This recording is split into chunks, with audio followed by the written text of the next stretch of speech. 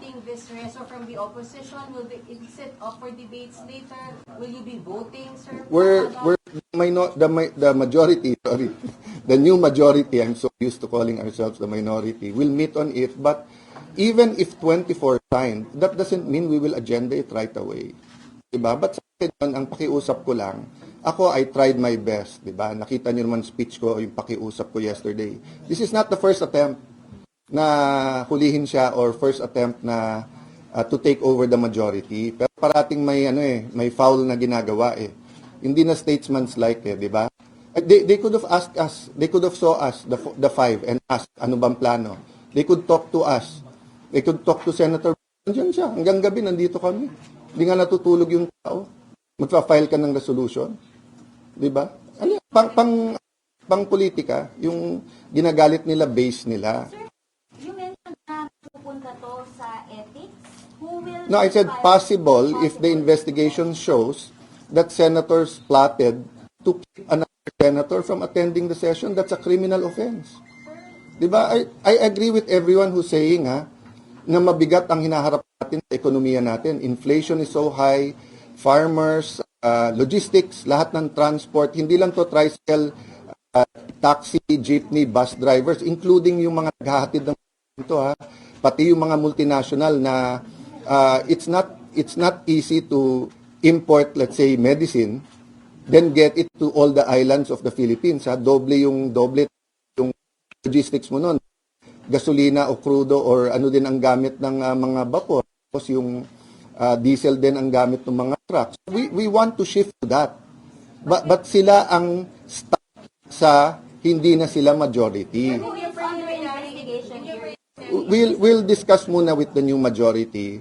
But bunsod na nga ng aking damdaming kanina yon nung nakita ko lahat ng pulis. 'Di ba? Kawawa naman yung pulis. They should be manning their post. They should be at least not exposed sa araw, bringing those heavy gears, 'di ba? Pero we are creating this tense situation eh. Are they trying to reclaim the leadership by taking away Senator Bato? Para arestuin si Senator Bato noong Monday. We active plan from colleagues sa arrest. Yun ang sasabi ng NBI eh, na alam at ang sinabi hulihin siya. Were you aware also? Because sabi ni Senator Pino, ano civics were apparently aware. Kaya doon daw sa about that. Ako, natural aware ako. Nagsalita ako doon at sinabi ko that he's coming into the building. Kaya sila gulat na gulat dahil every time na magpapalit, gumagawa ng paraan na takutin siya na wag pumunta dito. Saan kayo nakakita? Nung wala dito, no work, no pay, nasaan ka, magpakita ka, mag-resign ka na lang kung ayaw. Nung nagpakita, huhulihin mo. Ngayon na nandito na, gusto mo namang isuko. Pero sir, nakita niyo ba so far sa preliminary investigation niyo na may active plot?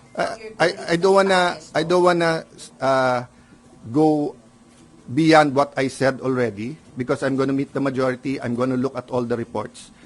Basically, inulit ko lang yung sinabi ko ngayon, yung sinabi ko sa podium yesterday, di ba? Nung nagsalita si Senator Soto, sabi niya ganito ganyan, binasa ko yung sinabi ng Sergeant at Arms. Sabi ng Sergeant at Arms, hindi. Not only 7 a.m., 2 p.m. pinakita pa rin sa inyo. Di ba? Sinabi po ng NBI, sir, makakapasok ba lahat ng agents, nandiyan ba silang lahat kung hindi pa pumayag si SP? Pumayag si SP. So, hanggang dun lang muna ako, di ba? I'm just saying that we're trying to shift to the bigger picture, which is the spiritual, financial, economic, social well-being of our country, not only the political. Oh, but what is the other side doing?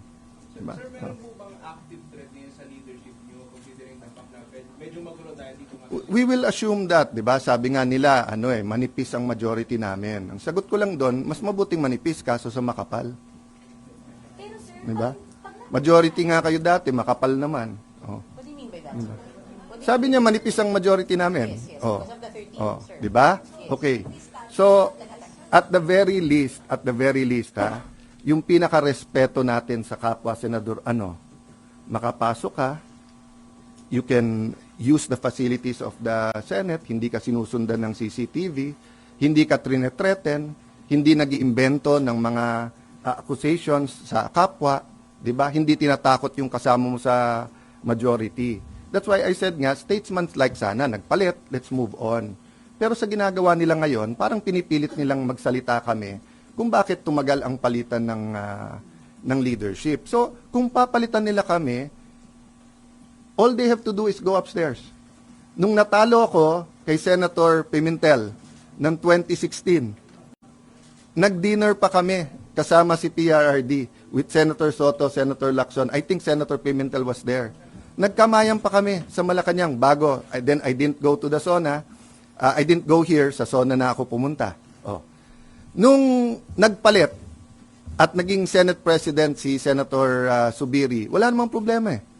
Nung umakyat kami ni Senator Escudero, pinakita sa kanya, mga boss, may pirmahan. Yakapan pa kami. Siyempre may konting sinong bumaliktad, sinong ganon. But yun, private lang yun. Diba? So, nung pumalit si Senator Soto, ang umakyat napaka-close pa sa amin. Umakyat kay Senator Cheese. O siya pa nag-oath eh. O. So, before the break, alam nila may hawak akong 14. Hindi dapat ako. It was someone else. Oh, anong ginawa nila? May ginawa sila. Para hindi kami umabot ng 14. Oh, so ngayon, choice nila kasi hindi namin sila atrasan eh. Pero sana isipin nila yung mga pulis na sa labas. Sana isipin nila yung oras nyo sa news. Would you rather be reporting on inflation, on tourism, on gas prices, 'di ba, on education, on the super El Nino? Or would you rather keep talking about Bato? 'Di ba? Wala naman sine si Bato eh. Hindi naman box office yung kay Bato. So may legal issue. So let the court decide. Can't we move on from that? Sir, categorical. Diba? What will you do with the resolution ng minority? Will you allow it to be taken up later? We're meeting right after with the acting majority leader. Sir, meron bang threat sa leadership niyo? There's always a threat. Kaya lalo ngayon na mainit ang politika, and I'm ready at any time. I didn't ask for this. If natuloy yung ating palit ng leadership bago nung break, hindi ako ang Senate President. Kung hindi ako tumulong kay Senator Cheese, hindi din. I don't want to discuss na yung each and every member nga. Kasi nga, let's face it, di ba? 24 lang kami. We have to work with each other. And the problems facing our country doesn't have political colors. Yung 7% inflation ba, kulay green ba yon, or kulay yellow, or kulay red? Hindi. Di ba? Pag yung tao walang mabiling gamot, yung DOH, siguro yon, trabaho muna. Mag-resign na si Secretary Herbosa. Nangako siya dito during the budget hearings, wala nang delay. Di ba? Ang City of Taguig nakabili ng flu vaccines. Binabakunahan na, mahigit 100,000 ang aming ang aming senior citizens. Bakit ang DOH huli na naman? Di ba may southern at northern hemisphere pagdating sa flu shots, patapos na yung isang hemisphere, papunta na dun sa kabila. Hindi pa tayo nakakabili. Masasabi mo ba sa senior citizen na nagka-flu, tapos nagka-pneumonia, namatay? Nasasabi mo ba, sorry, kasi we failed sa bidding. Di ba, guys? Sir, magkaka-ethics case kapag po nakita sa investigation na yung colleagues, some of your colleagues are involved in the plan or plot to arrest Senator De La Rosa, you will file an ethics complaint? Two things. One, that's up to Senator Bato dahil siya naman ang involved. Ako, I'm more talking about the institution.